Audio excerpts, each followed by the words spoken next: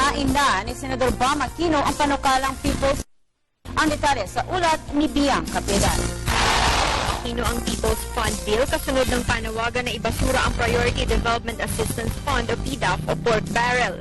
Magbibigay ito sa mga taxpayers ng mas malawak na kontrol sa pondo ng publiko. Of course, hihintayin natin yan sa deliberation ng budget na tanggalin talaga yung pork barrel. At least on the Senate side, I think there are already 15 senators na nagsabi na gusto nilang tanggalin ito.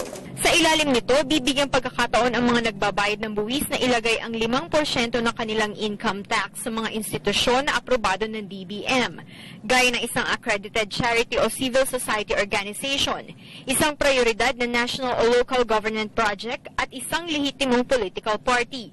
Oras na maisabatas, sa taya ni Aquino 10 bilyong piso ang makakalap ng pamahalaan mula sa People's Fund na mas maliit sa papalitan na 25 billion pesos na PDAF. Hinikayat naman ni Senate Majority Leader Alan Peter Cayetano ang kapwa niyang mambabatas na nasasangkot sa pork barrel scandal na pumayag rin gisahin ang mga kapwa niya senador under oath sa gagawing pagdinig ng Blue Ribbon.